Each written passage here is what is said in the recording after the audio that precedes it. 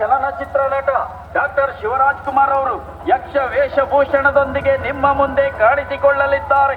ನೋಡಲು ಮರೆಯದಿರಿ, ಮರೆತು ನಿರಾಶರಾಗದಿರಿ. ಇದೇ 18ನೇ ತಾರೀಕಿನಿಂದ ನಿಮ್ಮ ಹತ್ತಿರದ ಚಲನಚಿತ್ರ ಮಂದಿರದಲ್ಲಿ ಒಮ್ಮೆ ನೋಡಿದರೆ ಮತ್ತೊಮ್ಮೆ, ಮತ್ತೊಮ್ಮೆ ನೋಡಿದರೆ ಮಗದೊಮ್ಮೆ, ಮಗದೊಮ್ಮೆ ನೋಡಿದರೆ ಮತ್ತೆ ಮತ್ತೆ ನೋಡಬೇಕೆಂದೆನಿಸುವಂತ ಯಕ್ಷ ಚಲನಚಿತ್ರ ವೀರಚಂದ್ರಹಾಸ. ಇತಿಹಾಸದಲ್ಲೇ ಮೊಟ್ಟ ಮೊದಲ ಬಾರಿಗೆ ರವಿ ಬಸ್ರೂರು ಹಾಗೂ ತಂಡದವರು ನಿರ್ಮಿಸಿದ ಯಕ್ಷ ಚಲನಚಿತ್ರ ವೀರಚಂದ್ರಹಾಸ. ನೋಡಲು ಮರೆಯದಿರಿ, ಮರೆತು ನಿರಾಶರಾಗದಿರಿ. ತಾವು ಬನ್ನಿ, ತಮ್ಮವರನ್ನೆಲ್ಲ ಕರೆತನ್ನಿ ನಿಮ್ಮ ಹತ್ತಿರದ ಚಲನಚಿತ್ರ ಮಂದಿರದಲ್ಲಿ. ಇದೇ 18ನೇ ತಾರೀಕಿನಿಂದ ವೀರಚಂದ್ರಹಾಸ. ಯಕ್ಷಗಾನಂ ವಿಶ್ವಗಾನಂ, ಯಕ್ಷಗಾನಂ ಗೆಲ್ಗೆ, ಯಕ್ಷಗಾನಂ ಬಾಳ್ಗೆ.